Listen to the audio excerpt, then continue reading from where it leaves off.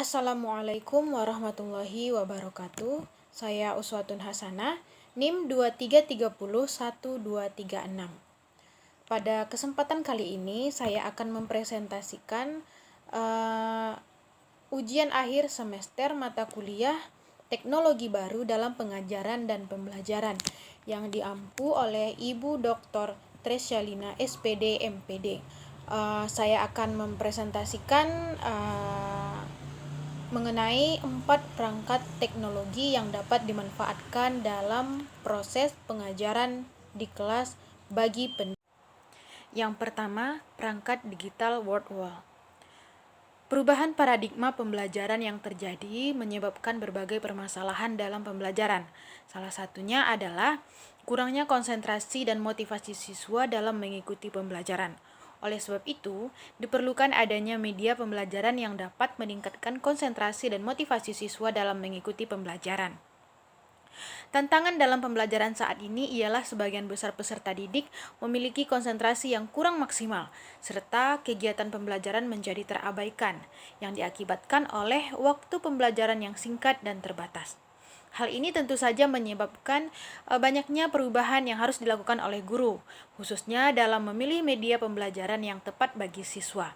Perlu adanya suatu media yang bisa mengangkat motivasi peserta didik untuk tetap fokus dalam pembelajaran sehingga mendapat hasil belajar yang baik, yaitu menerapkan pembelajaran interaktif dengan memanfaatkan media word wall.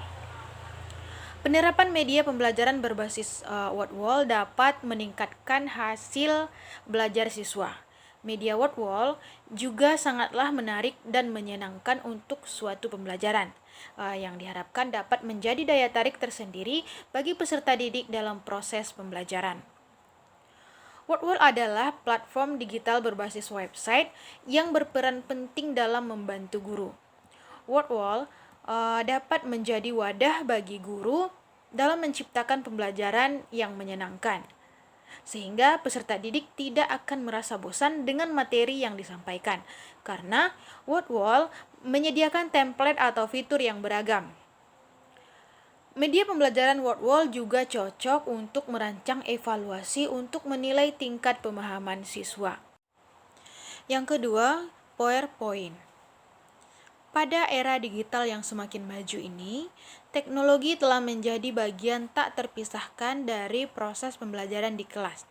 Salah satu alat yang telah membawa perubahan signifikan dalam cara guru menyampaikan materi pembelajaran adalah PowerPoint. Dulu hanya dikenal sebagai alat untuk presentasi bisnis, PowerPoint kini telah menjadi salah satu media pembelajaran yang paling populer di ruang kelas. Khususnya pada pembelajaran bahasa Indonesia, dalam upaya untuk meningkatkan efektivitas pembelajaran bahasa Indonesia, guru perlu memanfaatkan berbagai alat dan strategi yang tepat. Salah satu alat yang telah membuktikan efektivitasnya dalam hal ini adalah PowerPoint. PowerPoint dengan kemampuannya untuk memvisualisasikan konsep, struktur materi, dan menambahkan elemen multimedia telah menjadi salah satu media pembelajaran yang paling populer di kelas bahasa Indonesia. Dalam konteks pembelajaran bahasa, PowerPoint memberikan banyak keuntungan bagi guru dalam menyampaikan materi dengan cara yang menarik, interaktif, dan mudah dipahami oleh siswa. Yang ketiga, YouTube. YouTube adalah jaringan media sosial yang paling banyak diminati masyarakat dewasa ini.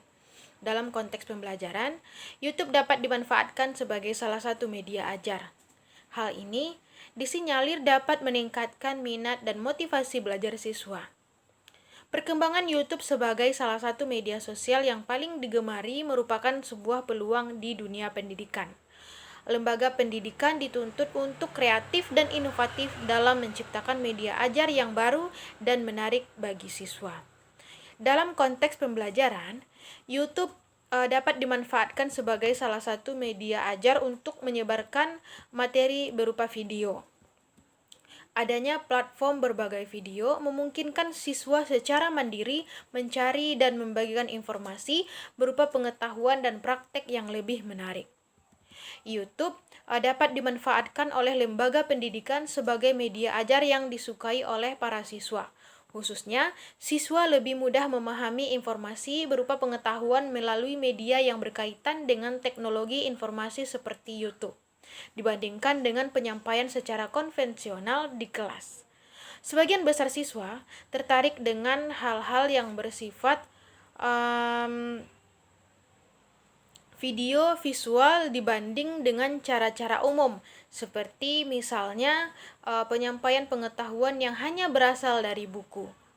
Dengan pemanfaatan YouTube, siswa akan lebih tertarik untuk memahami suatu teori atau pengetahuan.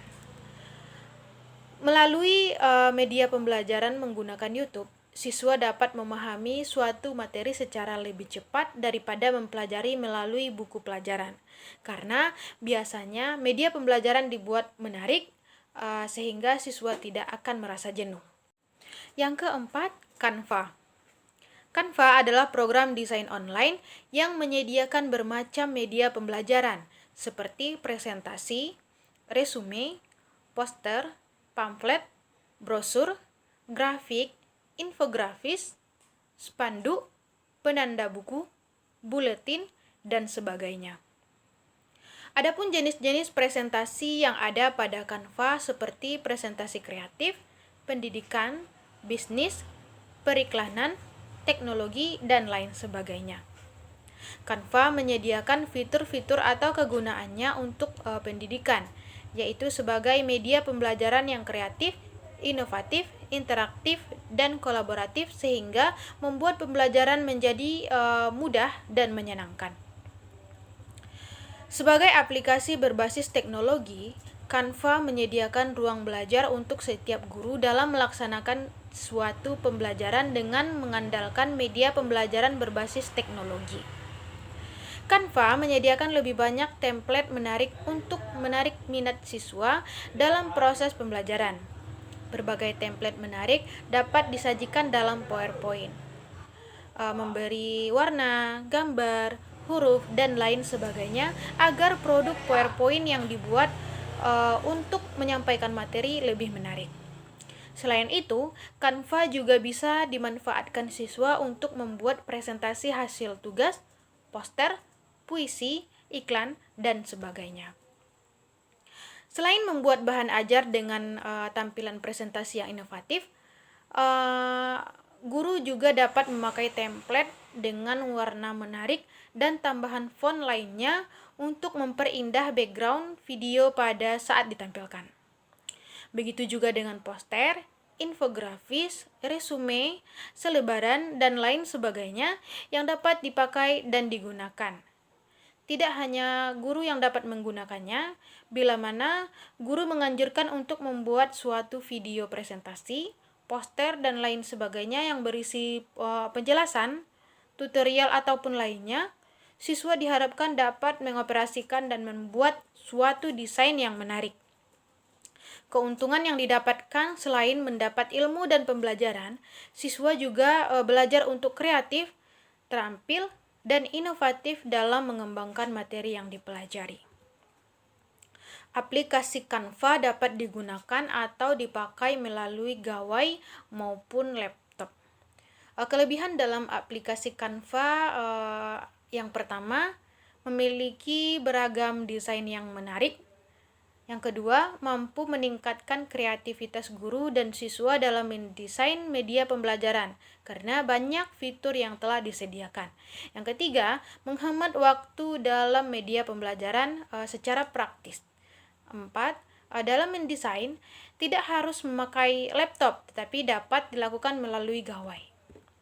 Selain kelebihan yang didapat dalam aplikasi Canva, juga ada kekurangan mendasar yang didapat pada aplikasi Canva ini, yaitu bila ingin menggunakan Canva, setiap pemakai harus mempunyai paket data agar bisa tersambung dan dapat menggunakan Canva.